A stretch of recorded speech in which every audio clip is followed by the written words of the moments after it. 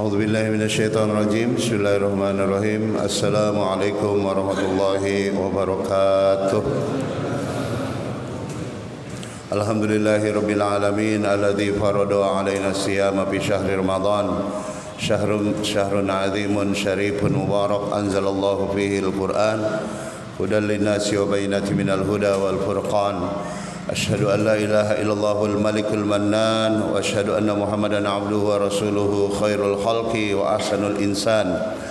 Allahumma salli wa sallim wa barik ala sayyidina maulana Muhammadin wa ala alihi wa sahbihi ajma'in, amma ba'du. Jamaah yang dimuliakan Allah Subhanahu wa taala, Al-Qur'an itu turun 3 tahap. Tahap yang pertama, turunnya Al-Quran dari Allah Subhanahu wa ta'ala ke Lauhil Mahfuz. Tahap yang pertama. Jadi Al-Quran bukan karangan Nabi Muhammad, bukan buatan seorang pun dari orang Arab, tapi kalamullah, kalami Allah. Turun pertama 30 juz langsung, Pak. Kemudian tahap yang kedua dari Lauhil Mahfuz. Sedikit, lauh itu artinya papan, mahfuz artinya yang dijaga, papan yang dijaga. Kurang lebih adalah server atau pusat data alam semesta di atas langit ketujuh. Nah, dari situ turun ke Baitul Izzah. Baitul Izzah, BI. Baitul Izzah adalah server pusat data untuk bumi, Pak, langit dunia kita. Itu turun sekaligus juga 30 juz dibawa oleh malaikat Jibril, dikawal ribuan malaikat. Itulah yang disebut di surat Al-Qadar, inna anzalnahu fi lailatul qadar. Sungguh kami menurunkan Al-Quran sekaligus pada malam kemuliaan, malam yang mulia. Nah, yang ketiga dari Baitul Izzah, langit dunia, udah lama, Pak. Quran ini 30 juz nunggu nih, Pak. Udah selesai dari Al-Fatihah sampai An-Nas. Turun ke bumi, ke Nabi Muhammad sallallahu alaihi wasallam, turunnya berangsur-angsur, sedikit demi sedikit, ayat demi ayat, 3 ayat, 5 ayat, surat-surat pendek. Turunnya selama 23 tahun. Pertama turun pada malam 17 Ramadan, seperti malam hari ini yang kita peringati, turunnya, nuzulnya Al-Quran ke bumi, Pak. Jadi turunnya Quran dari Allah ke Lauhil Mahfuz tidak diperingati. Turunnya Al-Quran dari Lauhil Mahfuz ke Baitul Izzah, itu yang jadi Lailatul Qadar. Nah, yang diperingati 17 Ramadan ini adalah turunnya Al-Quran ke bumi. Pada saat Nabi kita sudah 5 tahun bertahanus di Gua Hira. Jadi dari umur 35 tahun sampai umur 40 tahun baru turun wahyu yang pertama, surat Al-Alaq ayat 1-5, Iqra bismi rabbikal ladzi khalaq, di Jabal Nur, Pak. Persis namanya dengan masjid kita An-Nur, ya, Jabal An-Nur, ya. Nggak tahu kita ikut itu atau duluan Masjid An-Nur atau Jabal An-Nur, Ji. Mudah-mudahan jamaah An-Nur, mudah-mudahan nanti bisa naik ke Jabal An-Nur, Pak. Alhamdulillah kami 3 kali naik ke sana, ya. Pak Bambang waktu itu ikut nggak? Naik, karena kami pernah dengan Pak Bambang, ya. Naik ngajak jamaah naik ke Jabal Nur di Gua Hira itu, ya. Nah, turun selama 23 tahun, 13 tahun di Mekah, 10 tahun di Madinah, Pak. Sampai Nabi wafat, Al-Quran itu belum menjadi seperti ini, Pak. Kitab suci Al-Quran tidak ada. Belum ada kitab suci Al-Quran ketika Nabi wafat, belum ada, Pak. Yang disebut kitab suci nggak ada.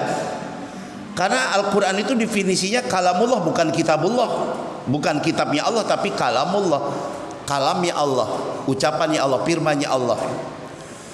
Nah, ketika Nabi sudah wafat, Pak, Al-Quran masih berserakan, ada di pelepah kurma, ditulis di kulit-kulit binatang, ditulis di papan-papan, ditulis di tembok-tembok rumah, dan ada di hafalan para sahabat. Sehingga kemudian ketika Sayyidina Abu Bakar jadi khalifah, banyak terjadi peperangan, Pak. Dan peperangan yang paling hebat itu adalah perang Yamamah, perang antara Madinah yang dipimpin oleh Khalid bin Walid, pasukan muslim, melawan nabi palsu Musailamah Al-Kadzab yang waktu itu berkedudukan di Najd. Najd itu kalau sekarang Riyadh, ibu kota Saudi ya. 200.000 pasukan Musailamah al-Kadzdzab Pak. Nabi palsu, tapi bukan kaleng-kaleng nih Pak. Nabi palsu beneran, pengikutnya 200.000 Pak. Silia Edan Pak, pengikutnya nggak sampai 100 Pak. Ini 200.000 pasukannya, berarti luar biasa Pak.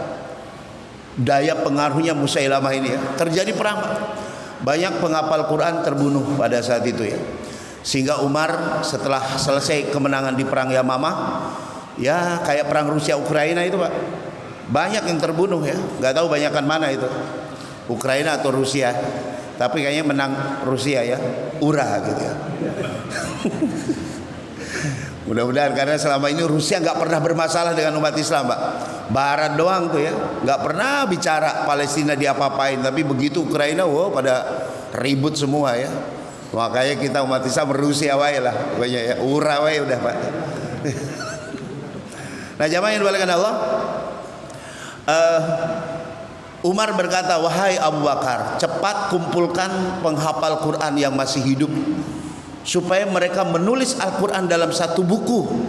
Aku khawatir di perang-perang berikutnya para penghafal Quran ini tewas, syahid satu persatu, nanti Quran lenyap. Tapi apa jawab Abu Bakar? Akhsha an takuna hadhihi bid'ah ya Umar. Enggak mau Umar. Aku khawatir yang kamu usulkan ini bid'ah, inovasi bid'ah yang dilarang Nabi. Enggak mau. Nah, Nabi enggak pernah nyuruh ngumpulin Quran, nulis Quran enggak ada. Bikinlah Quran dalam satu kitab, enggak ada perintah Nabi, enggak pernah Nabi lakukan Pak. Quran dihafal-hafal dulu zaman Nabi. Lebih baik suruh aku pindahkan gunung ke tempat lain, ahwanu alayya, lebih ringan bagiku. Jadi Sayyidina Abu Bakar pada awalnya menganggap penulisan Quran itu pun bid'ah Pak, pada awalnya ya. Tapi Umar tetap ngotot, Pak Abu Bakar, kalau kamu tidak mau mengumpulkan Quran, lalu penghafal Quran ini habis terbunuh semua, lalu Quran lenyap, antal mas'ul baina yadillah, kamu tanggung jawab nanti di hadapan Allah. Abu Bakar langsung kesedek, Pak, entok gitu Mar. Ya udah gimana? Kumpulin. Akhirnya dikumpulkan, dibuat panitia penulisan mushaf Al-Quran dipimpin Zaid bin Sabit, anak muda Pak. Umur 17-18 tahun lah Zaid bin Sabit. Mulailah ditulis mushaf Al-Quran dan selesai 3 tahun kemudian Pak. 3 tahun Pak. Karena setiap orang yang hafal Quran dia harus membawa 4 saksi yang mendengar Al-Quran itu langsung dari Rasulullah sallallahu alaihi wasallam ya. Nah ketika Quran itu sudah ada di mushaf di zaman Abu Bakar Pak, baru satu Pak kitab suci Al-Quran, yaitu mushaf yang ditulis di zaman Abu Bakar. Kemudian Sayyidina Abu Bakar wafat, diganti oleh Umar, masih ada satu mushaf Al-Quran. Kemudian Umar wafat, diganti oleh Utsman. Nah, maka mulai Utsman melakukan penulisan Quran diperbanyak. Dikirim mushaf Al-Quran ke kota-kota besar umat Islam, dan di setiap kota disuruh untuk memperbanyak lagi tulisan tangan Pak. Waktu itu belum ada fotokopian Pak, belum ada yang buka waktu itu ya. Sehingga Quran ditulis tangan, manuskrip Al-Quran. Maka terkenal Rosem Utsmani, jadi tulisan di zaman Utsman. Sampai akhirnya Utsman wafat Pak, Quran di zaman sahabat ketika itu masih gundul-gundul pacul Pak, nggak ada harokat, nggak ada titik. Maka di tahun 65 Hijriah muncul seorang yang sangat cerdas, namanya Abul Aswad Ad-Du'ali, muridnya Sayyidina Ali. Dialah yang pertama membuat titik di bawah ba, di atas ta, sa, jim, kha, dal, dha, dan seterusnya Pak. Nabi sudah wafat, sahabat sudah wafat, baru ada titik di Al-Quran Pak. Awalnya banyak yang nentang, tapi kemudian ternyata membantu orang untuk membaca dengan benar Pak. Terus belum ada harokatnya Pak. Di tahun 150 Hijriah, 90 tahun kemudian, baru muncul Abdullah Al-Farohidi. Bukan Pak Wakidi, bukan. Abdullah Al-Farohidi yang pertama membuat harokah patah, domah, kasroh, sukun, tasdid. Itu tahun 150 Hijriah Pak. Jadi itu nggak ada zaman Nabi Pak, bidah semua udah ya. Makanya orang kalau taunya bidah sesat, wae, on ya. Semua bidah sesat. Ngajinya kurang jauh ya, mainnya kurang jauh. Ya. Banyak bidah-bidah yang baik, inovasi-inovasi yang baik banyak, termasuk pengumpulan Al-Quran titik pada ba harokat, Pak. Ilmu tajwid belum ada waktu itu, Pak. Baru kemudian tahun 250 Hijriah muncul Ubaid bin Qasim bin Abdul Salam. Ubaid, Pak, bukan Ubay, Pak. Ubaid bin Qasim bin Abdul Salam yang pertama menulis at-tajwid fi qiraatil Quran. Ilmu tajwid, tata cara membaca Al-Quran. Jadi alhamdulillah, Pak, tahun 150 Hijriah sudah ada titik, sudah ada harokat Quran. Gundul-gundul paculnya hilang, Pak. Alhamdulillah orang kemudian bisa membaca Quran. Bayangin, Pak, makanya kalau ada orang mengatakan mari kita kembali kepada Quran semurni-murninya zaman Nabi, hapus harokatnya, Pak, hapus titiknya, modar sih ya udah, Pak. Nggak bisa ngaji udah kita, Pak, ya, nggak bisa ngaji, Pak. Oh, Quran sekarang gondrong aja masih salah-salah, Pak, baca, apalagi digundulin, Pak. Makanya ini ya, jangan menolak inovasi, belum tentu jelek ya. Dicek nanti inovasi ini kira-kira baik nggak, bermanfaat nggak, termasuk ilmu tajwid, Pak. Di zaman Nabi belum ada, baru tahun 250 Hijriah muncul ilmu tajwid oleh Ubaid bin Qasim bin Abdul Salam. Karena pada saat itu banyak orang baca Quran ini, Pak, berubah sesuai dengan dialek daerahnya, Pak. Wadduha wal laili idza saja ma wadda'aka rabbuka wa ma qala. Itu bukan Betawi, bukan qiraah Pak Iro, bukan ya. Itu qiraah Andalusia ya. Nah, seperti itu, Pak. Kalau nggak ada ilmu tajwid, aduh repot. Saya orang Lombok, Pak. Orang Lombok dengan orang Bali mirip dialeknya, Pak. T-nya tebel. Apotek udah tutup jam 4 gitu ya. Itu kalau dialeknya Bali. Sehingga kalau kami nggak belajar tajwid, bisa-bisa ihdinas syiratal mustaqim siratal ladzina an'amta 'alaihim ghairil maghdubi 'alaihim waladdallin ya. Gara-gara ilmu tajwid lempeng, Pak, bacaan Quran kita ya. Orang Jawa kalau nggak ada ilmu tajwid, Pak, bisa-bisa alhamdulillahirabbil ngalamin. Tapi gara-gara tajwid bener. Orang Padang kalau nggak ada tajwid, innal insana lirabbihi lakanui gitu. Untuk ada tajwid. Makanya itu, Pak, tajwid ini dilempengin bacaannya.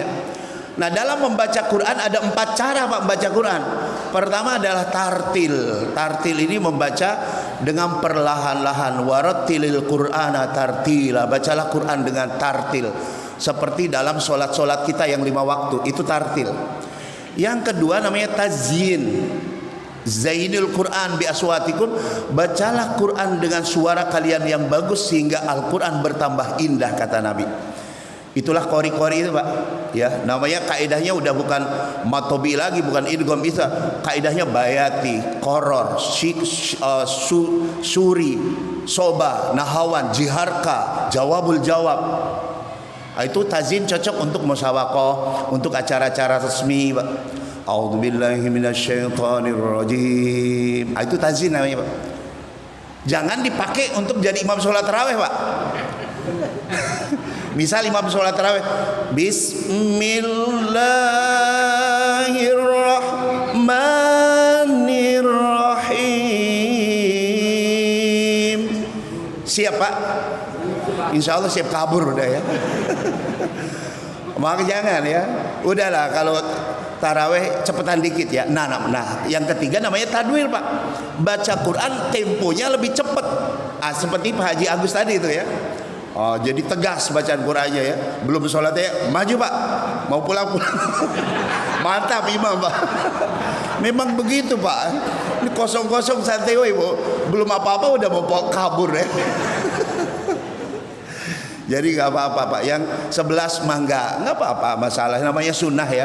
Aduh, udah selesai, udah 8 rakaat, silakan ya, sunnah ya. Nah, jamaah yang dimuliakan Allah, tadwir itu temponya lebih cepat ya. Innal ladzina kafaru sawa'un 'alaihim a'anzartahum am lam tunzirhum la yu'minun, dan seterusnya. Nah, yang lebih cepat lagi namanya hadar, Pak.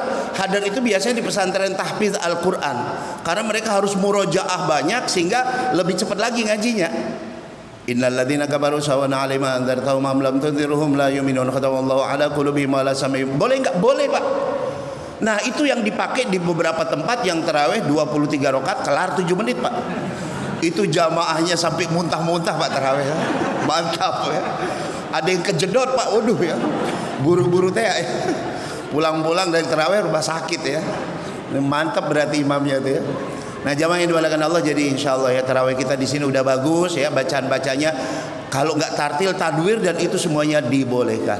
Mudah-mudahan kita semua mendapatkan berkah nuzulul Quran, amin ya rabbal alamin. Hadanallahu wa iyyakum ajmain. Assalamualaikum warahmatullahi wabarakatuh.